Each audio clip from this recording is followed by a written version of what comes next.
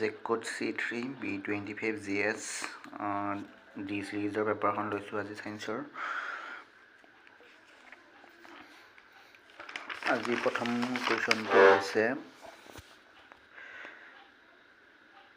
লঘু এচিডৰ পৰা ধাতুৱে অক্সিজেন প্ৰতিষ্ঠা কৰিব নোৱাৰে। ইয়াত ইহঁতে হাইড্ৰজেনৰ লগত বিক্ৰিয়া কৰি উৎপন্ন কৰে হাইড্ৰাইড।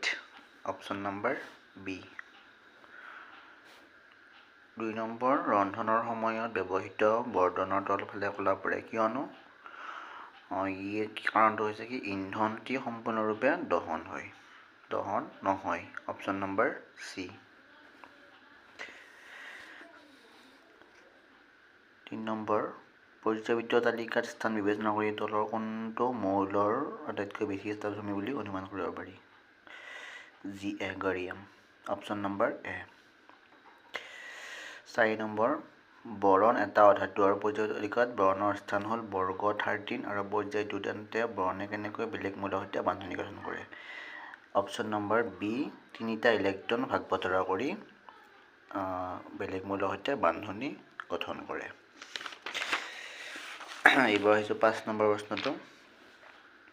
আধুনিক পৰ্যায়ৰ তালিকাত পৰ্যায়ৰ দিশে সূৰ্যৰ প্ৰৱণতা কি? অপশ্যন নম্বৰ চি হ'ব। ই বাঢ়িব তাৰপিছত আকৌ কমিব। 6 নম্বৰ, এইটো গণিতৰ প্ৰশ্ন। পোহৰৰ প্ৰতিফলনৰ। এজন ছাত্ৰই ফকাচ দৈৰ্ঘ্যৰ অৱতল দাপনেৰে এটা অনুশীলন কৰিছে। তেওঁ এটা লক্ষ্যবস্তু দাপনৰ পৰা 15 মিলিমিটাৰ দূৰত ৰাখিলে প্ৰতিবিম্ব গঠন হ'ব দাপনৰ পিছফালে 30 মিটাৰ দূৰত্বত। সেইটো কৰি চালে গম পাবা। Option number D. দাপনৰ সন্মুখৰ 30 মিটাৰ দূৰত্বত, ডি অপশ্যন। 7 নম্বৰটো হ'ব, এজন লোকৰ স্বাস্থ্য পৰীক্ষাৰ সময়ত গম পোৱা গ'ল যে তেওঁৰ চকু লেন্সৰ মাজব্যাসাৰ্ধ প্ৰসাৰিত হৈছে। ইয়াৰ বিকাৰটো হ'ব মায়োপিয়া। Option A. 8 নম্বৰটো হ'ব, এজন লোকে এটা বস্তু 2 মিটাৰ দূৰত্বৰ ওপৰত ৰাখিলে ভালদৰে দেখা নাপায়। চকুৰ এই বিকাৰ নাইকিয়া কৰিবৰ বাবে লেন্সৰ ক্ষমতা ব্যৱহাৰ কৰিব লাগিব -0.5 হ'ব, ডি ডায়প্টাৰ। অপশ্যন নম্বৰ এ। 9 নম্বৰ কুৱেশ্যনটো এইটো বিদ্যুতৰ চেপ্টাৰৰ পৰা আহিছে। ভল্ট মিটাৰ আছে। অপশ্যন নম্বৰ হ'ব এইটো চি 0.3 আৰু 1.6।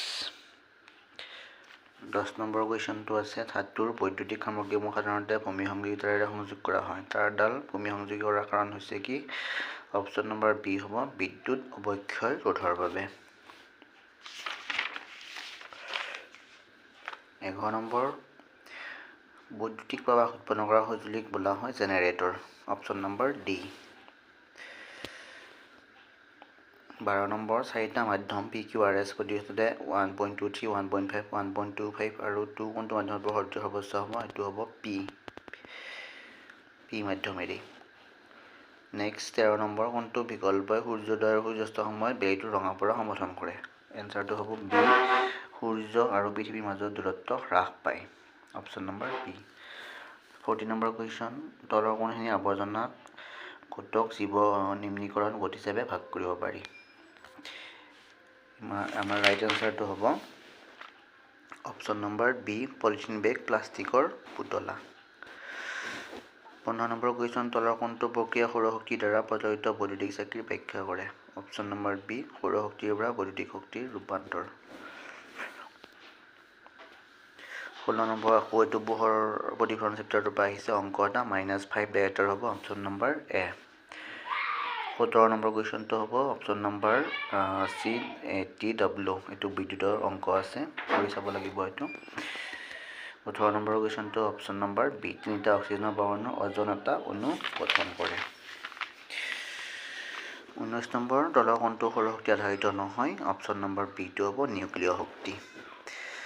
20 নম্বৰ, তলৰ কোনটো নদী বান্ধ ব্যৱহাৰ ব্যাখ্যা কৰে? অপশ্যন নম্বৰ বি হ'ব এইটো জলসিঞ্চন ব্যৱস্থা কৰা আৰু বিদ্যুৎ উৎপাদন কৰিবলৈ। 21, এইটো এটা আমাৰ ছবিখনত আহিছে। তাত ধাতুৱে PQR ৰখা হৈছে। যন্ত্ৰডালৰ 2 মেৰু এটা বেটাৰীৰ সংযোগ কৰে। যন্ত্ৰডালৰ কোন দিশে ঘূৰিব? এইটো ওপৰ দিশে ঘূৰিব, আপৱাৰ্ড। 22 নম্বৰটো বিটো হ'ব দণ্ড চুম্বকৰ এইটো। আৰু 23 নম্বৰটো হ'ব তলৰ কোণটো ৰাখি বৈদ্যুতিক ক্ষমতা নিৰ্দেশ কৰে। এইটো হ'ব IR²। এইটো মই মোৰ ষ্টুডেণ্টখিনিক মই কৈছিলোঁ আগতে, এইটো দিছোঁ, বহুতখিনি কমন আহিছে। 24 নম্বৰ কুৱেশ্যনটো বায়'লজি প্ৰশ্ন। এইটো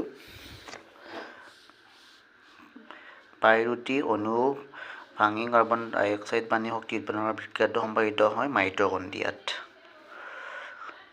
25 নম্বৰ তলত উল্লেখ কৰা কোনবিধ উদ্ভিদৰ খনিজ পদাৰ্থ? এইটো হ'ব cytokinin, B number option. 26 number অযৌন প্ৰজননৰ মুকুলটো সংঘটিত হয় ইষ্টত, অপশ্যন নম্বৰ এ।